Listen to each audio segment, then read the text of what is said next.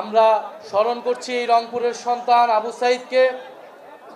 আবু সাঈদ যার শাহাদাতের মধ্য দিয়ে জুলাই গণ অভ্যুত্থানের বিদ্রোহ শুরু হয়েছিল এই রংপুরের মাটি থেকেই, যেই বিদ্রোহ ছড়িয়ে গিয়েছিল পুরো বাংলাদেশে। রংপুর সেই সাহসী সন্তানদের অঞ্চল। এই রংপুর অঞ্চলে এবারে নির্বাচনে আমাদের 4 জন প্রার্থী ছিল শাপলাকলির, আপনারা জানেন, পুরো রংপুর বিভাগে। সেখান থেকে আপনাদের রংপুরের সন্তান আমাদের জাতীয় নাগরিক পার্টির সংগ্রামী সেক্রেটারি আক্তার হোসেনকে আপনারা বিজয়ী করেছেন। কুড়িগ্রাম থেকে আতিক মুজাহিদকে আপনারা বিজয়ী করেছেন এবং সার্জিস আলম এবং ডক্টর আহাদকে ষড়যন্ত্র করে পরাজিত করা হয়েছে। কিন্তু এত ষড়যন্ত্র কারচুপির মধ্যেও এই রংপুর অঞ্চলে 11 দল বিজয় অর্জন করেছে। শাপলাকলি মানুষের অন্তরে গেঁথে গিয়েছে।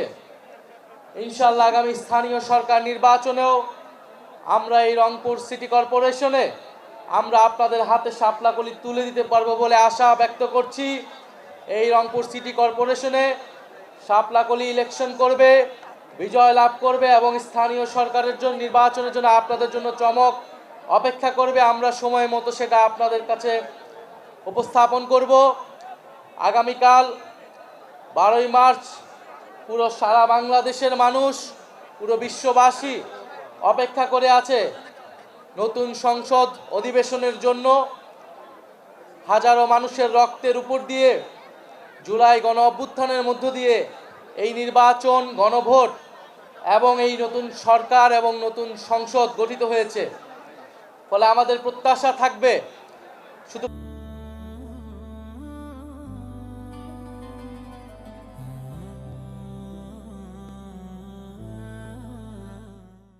প্রত্যাশা নয়, আমাদের দাবি এবং আমরা অবশ্যই সেটা আদায় করে ছাড়বো। সেটা হচ্ছে সংস্কারের দাবি, সংবিধান সংস্কার পরিষদের দাবি, উচ্চ কক্ষের দাবি এবং নতুন বাংলাদেশের দাবি। আগামী দিন থেকে শুরু হবে সেই সংবিধান সংস্কার পরিষদের যাত্রা। আমরা আশা করছি সরকার দল শপথ নিতে সম্মত হবে এবং যে পুরনো রাষ্ট্রপতি, সেই রাষ্ট্রপতিকে সরিয়ে নতুন রাষ্ট্রপতি নির্বাচনের আয়োজন শুরু করা হবে, উদ্যোগ গ্রহণ করা হবে। যদি এর কোনো ব্যত্যয় ঘটে, আপনারা সবই দেখছেন, সবই বুঝেন, সবই জানেন, কারা এর জন্য দায়ী, কারা বাধাগ্রস্ত বাধা তৈরি করবে, আপনারা সেগুলো দেখবেন। আপনাদের প্রতি আহ্বান থাকবে, আপনারা যার যার জায়গা থেকে সোচ্চার হবেন। এটা কোনো দল বা মতের বিষয় নয়, সংস্কার সকলের জন্যই প্রযোজ্য। আপনারা সবাই হ্যাঁ ভোটের পক্ষে ভোট দিয়েছেন না?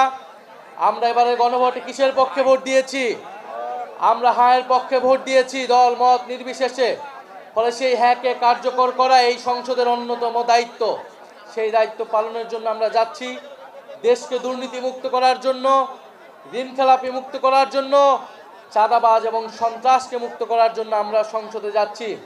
সারা বাংলাদেশে আবার অর্থনৈতিক মন্দা শুরু হতে পারে, আন্তর্জাতিকভাবে যুদ্ধ শুরু হয়েছে। এই সময় দেশে যদি ঐক্য না থাকে, দেশকে এগিয়ে নিয়ে যাওয়া সম্ভব নয়।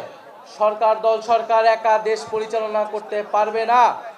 ফলে জাতীয় ঐক্য প্রয়োজন এবং সারা দেশে আমাদের মা বোনদের নিরাপত্তা বিঘ্নিত হচ্ছে। আপনারা জানেন, বিভিন্ন জায়গায় শিশু হত্যা হচ্ছে, নারীদেরকে ধর্ষণ করা হচ্ছে। আমরা উপযুক্ত বিচার চাই। বিচারহীনতার সংস্কৃতি থেকেই বাংলাদেশে ফ্যাসিবাদ এবং স্বৈরতন্ত্রের উদ্ভব ঘটেছিল। আমরা চাই এবার বাংলাদেশে বিচার নিশ্চিত করা হবে। যে সকল জায়গায় মা বোনদের নিরাপত্তা বিঘ্নিত হচ্ছে, সে সকল জায়গায় আইন শৃঙ্খলা বাহিনী কঠোর ব্যবস্থা নেবে। আমরা আশা করব আগামীকাল থেকে সংসদ কার্যকর হবে, বিরোধী দলকে কথা বলতে দেওয়া হবে। যে সকল কমিটমেন্ট গণভোটে করা হয়েছে, নির্বাচনে আগে করা হয়েছে, সে সকল কমিটমেন্ট জাতীয় সংসদে সরকার দল, বিরোধী দল সবাই মিলে পালন করবে।